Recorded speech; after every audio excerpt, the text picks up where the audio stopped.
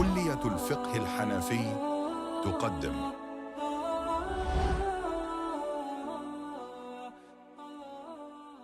بسم الله الرحمن الرحيم. الحمد لله وحده والصلاة والسلام على من لا نبي بعده. أما بعد. Now, for today's session, inshallah, we will be going through the objections that are raised against. So there are about 2-3 objections raised against the categorizations that we talked about Ibn Kamal Basha. So these objections and the possible solutions to these objections, we'll first go through that. So we'll tackle that inshallah briefly. And then what we'll do is we'll go through something else which is quite important in understanding the rankings of the masail of the madhab. So just like we did the rankings of the scholars, in essence, and here we will now do also the rankings of the rulings that are found, so that when there's a ruling found and there's another ruling found in another book somewhere, then we need to see which one do we want to give preference to. So that kind of a thing, inshallah, hopefully we'll understand the rankings of the madhab, and in that we'll also understand what the zahirul riwayah is, because that's something you want to remember, the zahirul riwayah, because that's something that is constantly mentioned in our books. The manifest transmission, what is the manifest transmission, and why is it called the manifest transmission even? So we'll go through that, and after that, inshallah, we'll go through what Ibn Abidin mentions regarding certain books that a person needs to be careful of not to give fatwa on, just purely based on those books. So we'll go through those books, what these books are, or which books they are, and why these books are not to be given fatwa on. Then lastly, we'll go through the importance of checking the rulings that we have found, track it back to the original source. So if we can track the ruling back to original source, this is ideal. This is the best thing, very good practice. And where he found problems in this, in amongst scholars who didn't do that, and then they got it wrong. So we'll go through this inshallah today.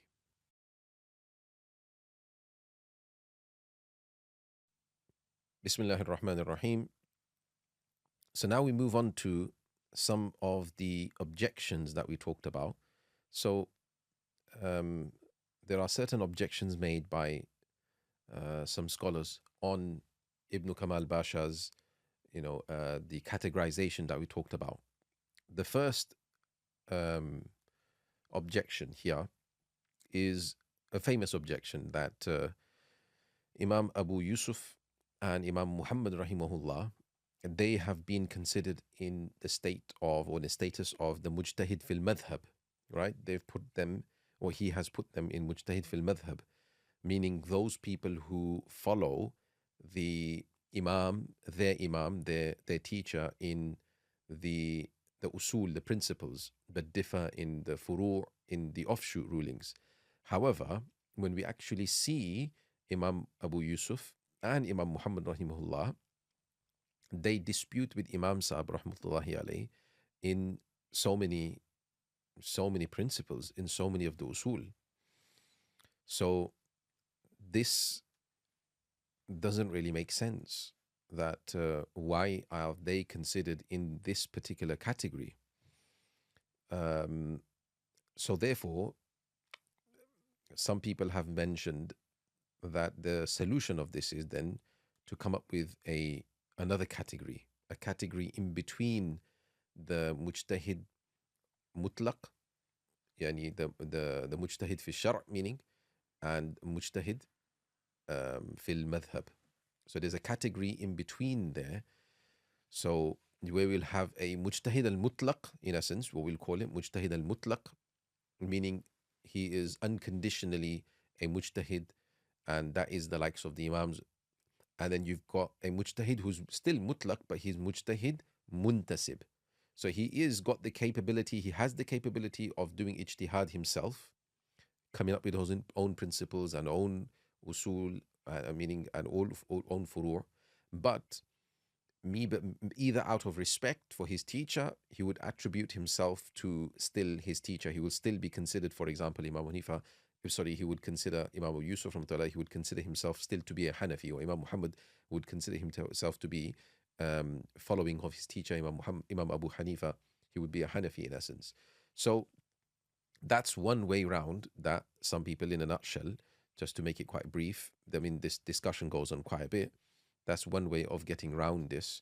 So we call it, we call him mujtahid al-mutlaq, but a muntasib, meaning who attributes himself to the imam, or and the other one is mujtahid al-mutlaq al-mustaqil, meaning he is independent. He's a mutlaq. They're both mujtahid al-mutlaqs, meaning they're both in the first category of ijtihad, the highest category of ijtihad. But yeah, so this is the kind of understanding I'm sure everyone understands now, as to how some people get around this particular problem. Then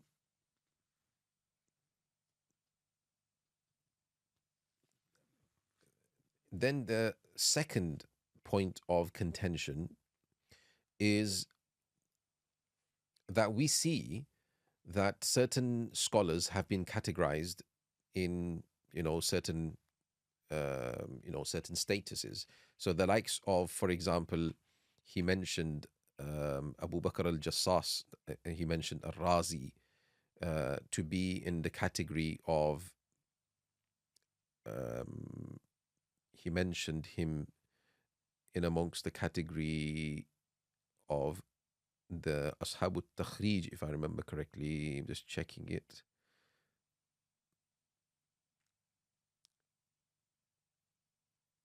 Yeah, so he mentioned him amongst the category of Ashab al-Takhrij. However, some people have a problem with this because obviously Imam Jassas al-Razi, he is higher than Ashab al-Takhrij, because if we're considering scholars like the likes of Imam Tahawi, Imam Sarakhsi, Bazdawi, people like that to be in amongst the Imam Khassaf, considering them to be of mujtahid fil masail, then definitely Al-Marazi also, Jassas also, he did a lot of, masail, ijtihad in masail too. So why are we considering him to be of a lower rank than these scholars, when he probably will be higher than so many of these scholars? So this is a problem that some people have presented. So the way around this now to say is that these rankings that we've mentioned aren't necessarily rankings, besides the first and the second one, where we're saying, mujtahid al-mutlaq, or mujtahid fi shar, meaning, and a mujtahid fil madhab is, independent, separate categorizations, and maybe the mujtahid fil masail as well.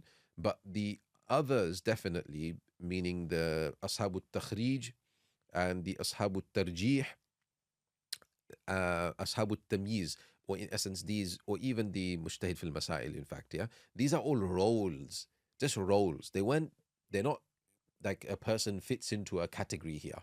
No, it's not like a ranking that a person gets. It's more of a role that a person fulfilled. So therefore, if a scholar fulfilled a particular role, they did a lot of tarjih, so they will now become ashab al-tarjih. But that doesn't necessitate, or doesn't mean that this scholar can't be a mujtahid fil masail as well, because he may have done that too. So he may be mujtahid fil masail because he did ijtihad in masail, but he's also, for example, like we said, he is also from ashab al-tarjih because he also gave preponderances. So that now sits very well, whereby we consider these to be just roles followed, fulfilled by scholars, rather than being rankings, as though we're ranking the highest scholar and the second scholar. Besides the first, like I said, the first two categories at least, there we would say there's some sort of ranking happening. But the rest of them are just roles fulfilled by scholars. And this, inshallah, settles this particular objection. Now,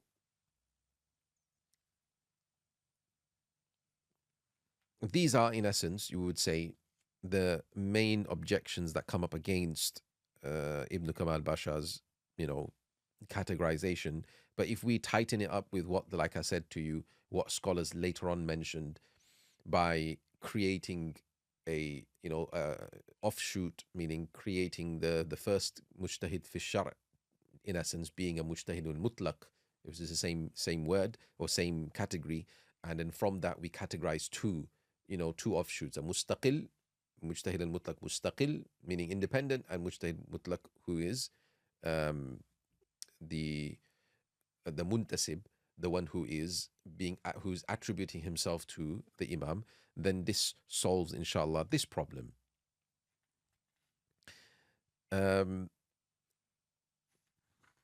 So hopefully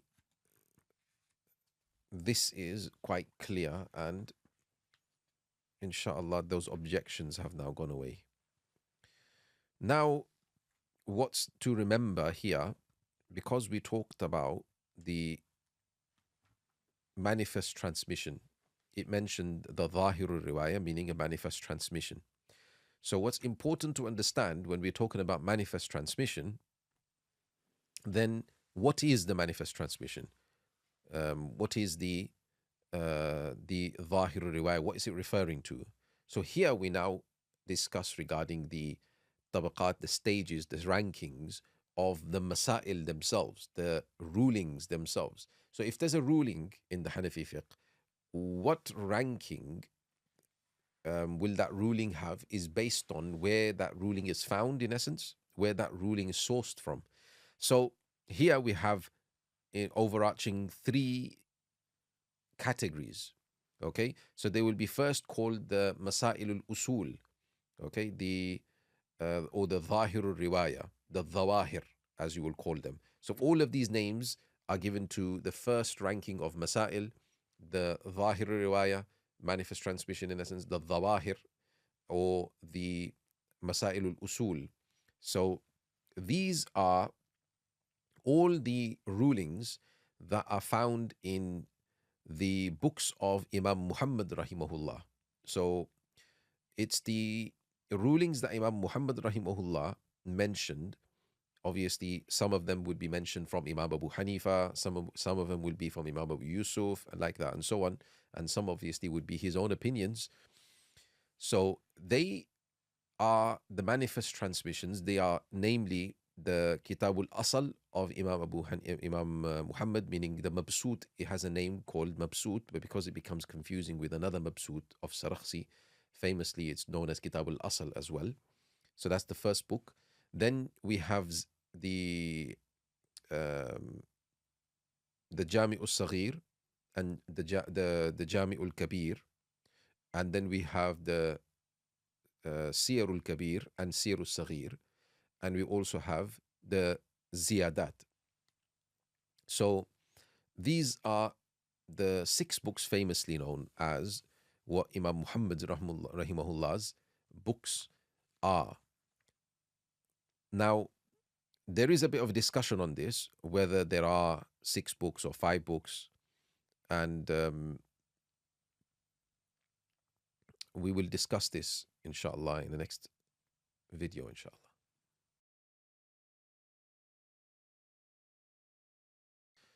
Bismillah ar-Rahman ar-Rahim. So now, we were talking about the Zahir al-Riwayah. So the books of Imam Muhammad rahimahullah are known as the Zahir al-Riwayah, the manifest transmissions. The reason being is because they have come to us, they have transmitted to us through mass transmission, through through either the transmissions that have come to us either through tawatur or through mashhur, yani mustafad, the transmissions that we understand them to be something which is reliable in essence. So this is how they have come to us.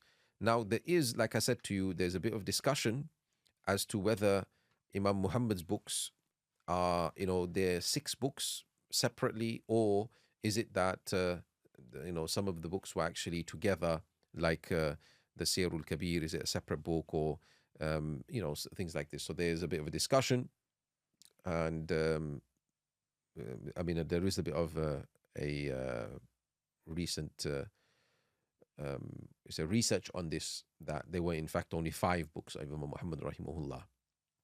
Nevertheless, the point is still understood that Imam Muhammad's books, the manifest transmissions of Imam Muhammad rahmatullah's books, these books were they form to be the Zahir Riwayah. Now, if a ruling is found in these books, this is going to be the strongest ruling in the Hanafi madhab, because this is the highest ranking of masail if a ruling is found in these books. Then we have the second stage, which is the masailun nawadir, yani meaning that the nadirul riwayah. Okay, so the nawadir is the rarer transmissions, the transmissions which are a bit more rare, not the manifest ones. So these are from other books. For example, Imam Muhammad rahimullah, you've got the Kaysaniyat, the Haruniyat, Jurjaniyat, Raqiyat. You got these different books of Imam Muhammad rahimullah. Likewise, you've got the books of other scholars like Imam Abu Yusuf rahmatullah alayhi, the Kitabul Amali of Imam Abu Yusuf rahmatullahi alayhi. You've got books of Imam Hassan ibn Ziyad, the Mujarrad, for example. You've got books of Ibn Sama'a, Mu'alla bin Mansur, other scholars of the Hanafi fiqh that were the earliest scholars. And those books will be now the nawadir. So the masail, the rulings found in these books, they're going to be of the second stage now, in essence, a lower ranking ruling in comparison to the manifest transmission, the Zahir Riwayat, number 1, which we mentioned. So, and lastly, we have the third category, which is the Fatawa and Waqi'at. So Fatawa wal Waqi'at are the rulings which are not found in the books of our Imams, but they are the rulings that are found by the later scholars that gave fatwa. They gave their rulings. So they gave a fatwa, they gave a juridical ruling, and that has now been documented, for example, in a book or something, in their book compilation. And the masail that are found in these books, they are now also a source for us for gaining the Hanafi fiqh from. But in terms of ranking, it's the last stage of masail. So there's 3 stages that we need to understand. The Zahir Riwayat, manifest transmission, the highest ranking of masail. Second is the Nadir Riwayat, the Nawadir, the rare transmissions. That's the second stage of rulings. And the lastly is the Fatawa and Waqi'at. So the point is that if there is a ruling found in, for example, the Nadir Riwayat, but the same ruling, another ruling about the same thing is found in the Zahir Riwayat, and they both contradict. They're saying 2 different things. Yeah, one is saying something is permissible, the other one saying it's not permissible, for example. Then we will give preference to the Zahir Riwayat. We'll say, no, this is mentioned in the Zahir Riwayat, so that's going to get preference because it's a higher ranking ruling in comparison to that which is found in the Nadir Riwayat. We won't go with that. Generally speaking, that's how it'll work. So the ranking of the masail is important to understand so that we can then give preference to the right ruling in order, in this particular order that we understood. So that is this, what we just discussed, inshallah.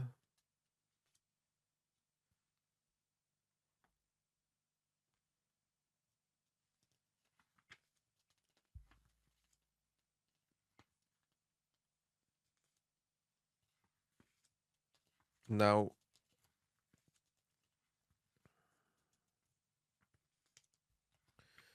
we move on, just making sure that we don't miss anything that's important.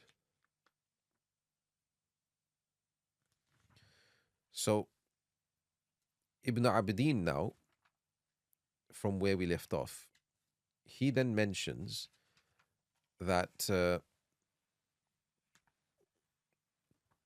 there are certain books that we should be aware of as well, that you can't give fatwa based on those books.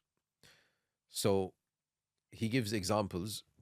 There are various reasons why a fatwa cannot be given in accordance to those books. But he mentions certain examples and we'll discuss them, reasonings as well.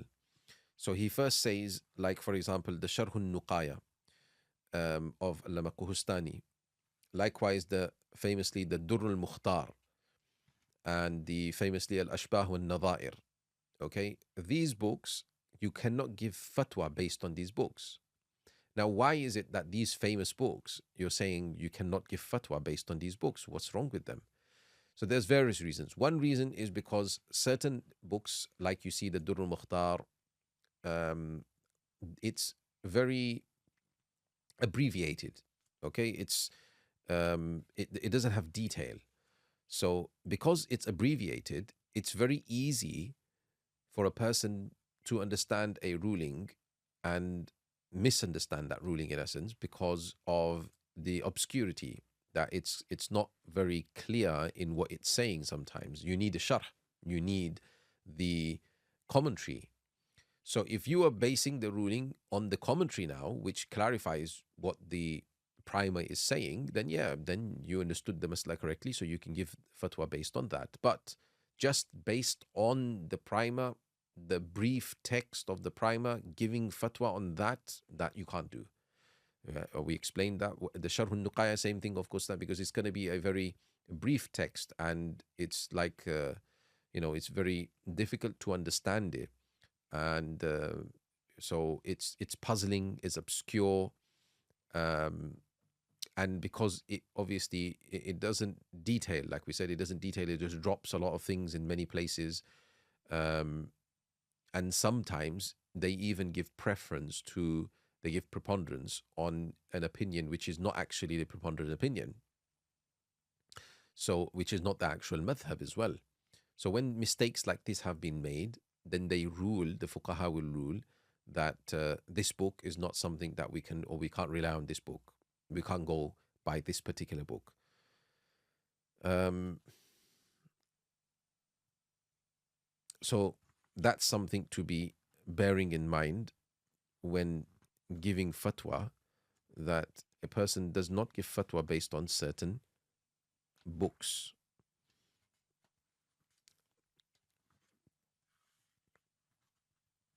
Now,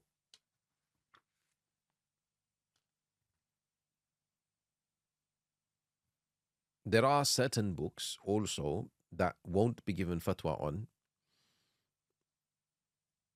The reason being is because the books are, they're not found anymore, or they were very rare. They weren't found, and suddenly, some people were able to come up with a manuscript of that book or something, and they started printing it.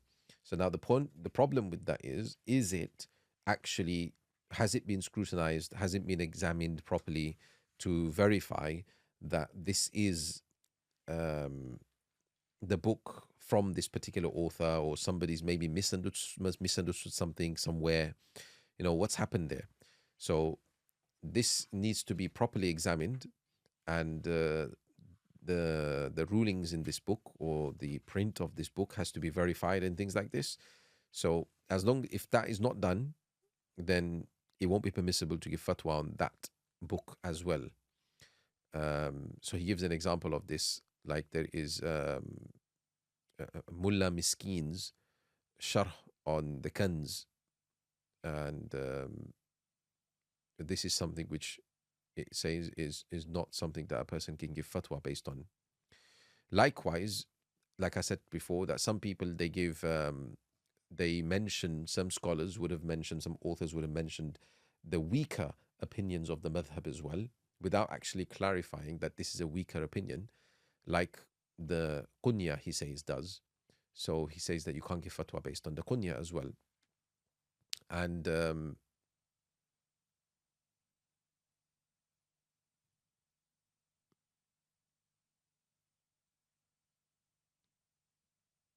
so the only time you can give fatwa based on these particular books is when you can back it up with another opinion in the madhab as well, you can see that, oh no, this is the ruling that's found in other books as well.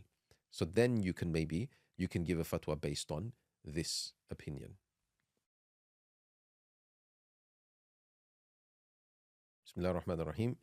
So now to move on, Ibn Abidin then goes through mentioning that it's obviously when a person's giving fatwa, then it's very important that they go back to the original source to track back the mas'ala through making sure that the original source does contain what you are seeing here. So, for example, I'm sure everyone knows who studies academics will know that sometimes there could be printing errors, there could be somebody who's, transmitting a particular opinion but understood it incorrectly, or they misunderstood something. It's human error can happen. So it's very important to track back the source to see whether this is the actual ruling, because he says that he has found, tens of masail. He says around about 20ish, more than 20 masail in which the later scholars, they made a mistake in when he tracked back, he saw that they made a mistake in copying or in actually transmitting the ruling. So he gives an example, or he gives various examples, in fact.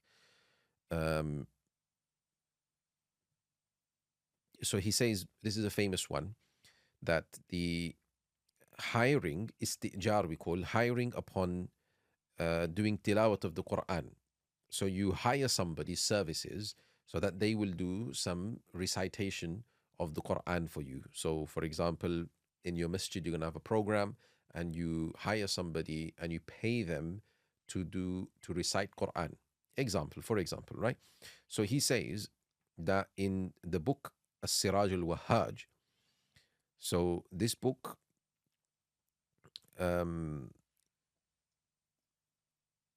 is and also in the Al-Jawhara Sharh al-Quduri, Jawharatun Nayyira, yes. So this book, both of these, this is written by Abu Bakr ibn Ali, who's known as Haddadi famously. He is death date 800 Hijri. So now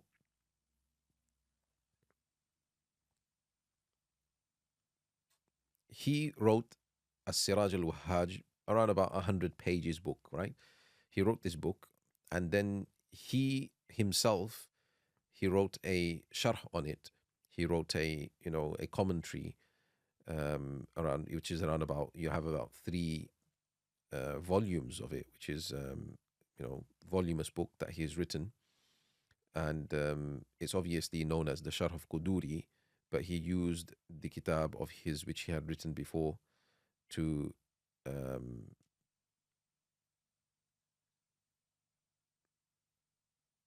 it's got, I think, sorry, about 4 volumes. Yes, it depends on the author, the actual publishing house, that how many volumes they publish it in. But nevertheless, you got these books: the Siraj al-Wahhaj, the Jawharatun Nayyira, or Al-Jawhara Sharh al-Quduri, in essence, right? So what he does in this book, he writes this. He writes that it is valid to hire somebody for the tilawatul Quran.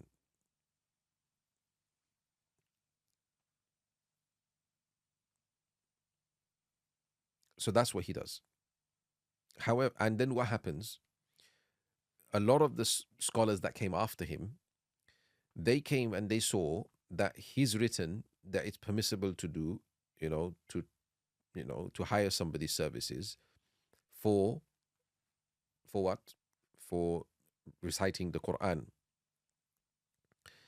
But all of them, they took it from him. They took it from the Siraj al-Wahhaj, or they took it from the Jawhara. But he, in his wording, was quite loose, and instead of, because he wrote that it's permissible for the tilawatul Quran, but what he was meant to write, in essence, because the madhab does not allow this at all. There's nobody before him that mentions that this is allowed. So he in his wording got it wrong in essence, and his mistake was that he was meant to write that it's permissible to hire somebody for ta'lim al-Quran, for teaching the Quran, not tilawat al-Quran. But obviously, he wrote the word tilawat instead of ta'lim, which isn't greatly different in essence. So, because a person is doing tilawah to try to teach, but his purpose was that, but he obviously wrote it with tilawah. Now, the scholars that came after him, they just copied what he wrote, and they all wrote it in their books as well. So he says there's tens of people that have made that mistake in essence because of copying what he wrote. And then, in fact, he says then some people even offshooted from that, saying that, oh, if you're allowed to then hire somebody for tilawat of the Quran, then you could also hire somebody for doing Hajj for you, and so on. And they carry on offshooting rulings on that wrong transmission. And he says when he searched it all the way back, he saw there's nobody before him mentioning it, and he came to the conclusion, you can see here, that he made a mistake, because there's nowhere in the madhab that we can see anywhere in the madhab that would allow for somebody to be hired for tilawat of the Quran. And those people who know the madhab will understand that hiring for us in our madhab is a very strict thing, because we consider this to be something khilaful qiyas, something which is contrary to analogy. So it's allowed because it was done in the time of Prophet ﷺ, but it's only allowed because of, but otherwise services in our madhab is not something which has value, which has monetary value, because there's no substance, there's no tangible substance that a person's giving. So it's only allowed for this kind of a basis, this kind of reason. So anyway, when you track back the madhab, you will understand that this is completely baseless. The only reason that the scholars allowed the hiring for not tilawat, but for ta'aleem al-Quran, because obviously when the Islamic Empire, in essence, the Amir, in all of this kind of concept, the way that the Islamic Empire was all, became, finished, then obviously the scholars that were teaching the Quran, they were initially, when they were under the Islamic government, they were civil servants in essence. They were being paid by the government a stipend, and from the Baytul Mal, from the treasury, and they would then teach the people. So there would not be any reason for hiring his services, because he was already in service, put into service by the state. But then when that finished, because there was no Islamic state anymore that would then pay this person the stipend from the Baytul Mal, then they needed to still continue, whereby somebody's going to, or people have to carry on teaching, because otherwise, you'll have progenies of people forgetting the Quran, not knowing how to recite the Quran even, right? So the Quran in this way would be forgotten by many. And, this is leading to a lot of corruption, as you can understand. So what the scholars then obviously, and then the teacher had to live, right? Had to have some sort of living, earning going on. So then they allowed, the fuqaha, then they allowed, out of this need, that the teacher is allowed to take the ta'aleem, for ta'aleem al-Quran, you're allowed to hire somebody because there's a need now. So that's the ruling that they gave, but that was only for ta'aleem because of need. Now, where is the need for tilawat? There's no need. You don't need, because it's not like if you don't do tilawat of the Quran in public like this, then the masses are gonna, the teaching of the Quran is gonna go away from generations slowly or something. There's no danger like that. So the need isn't there in the tilawat, so that cannot be allowed. The ta'aleem, yes, so that was allowed. So this is where the mistake happened in transmission, and then people started, mentioning the incorrect. And Ibn Abidin goes in expounding upon this to prove this even more. But it's well proven that this is something that would not be allowed. Okay, so he mentioned so many different corrupted things that started happening now. People started to hire people's services after a person passed away on the 40th, for example, in exchange of money. and they would give that money from the deceased's money as well, from the estate. They would pay him from that because they would think that is permissible. All of these kind of corrupted rulings started coming to play. And obviously, it would have taken a lot of concerted effort from the scholars at the time to give people clarity, and to even clarify to certain scholars that this was an incorrect transmission. So, yeah, this is something that's completely not disallowed in a madhab. And this happened because the original source was not checked and people carried on transmitting just like that. So it's very important to check the original source. He goes on to give further examples as well that inshallah we will go through to make you understand what mistakes can happen when people do not check the sources.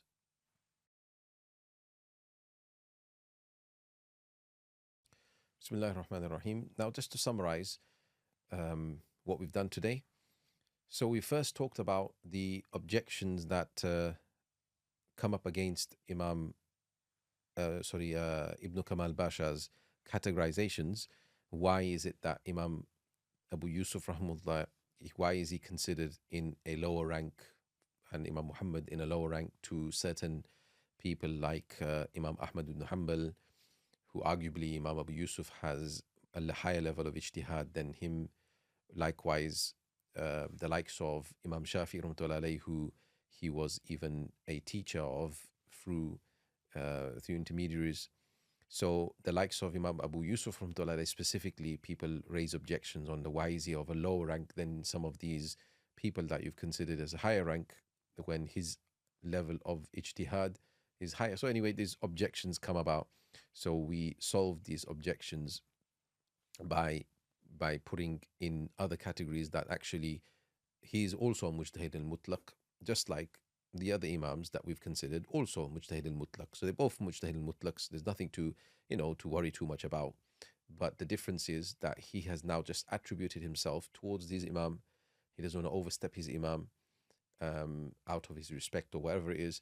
And the other imams, they're mustaqil, they're independent. They didn't follow anybody else in any other way. So these kind of things, try to solve these issues. Likewise, another objection that was made that why did you consider certain other scholars in lower ranks, and certain scholars, they fulfill more than one role. So we said, no problem. These are just roles, it's not rankings necessarily, and solve the problem in this way. So there were certain problems, objections, solved them. Then we went through the what we call the rankings of the masail, Hanafi masail. So the first is the Zahir riwayah, the Zawahir.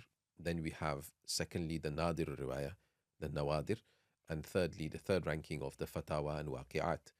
So these are the three rankings in that order. And this is actually rankings. The highest form of mas'ala is that which is found in the Zahir riwayat, and so on, carrying on. So we went through all of that in detail.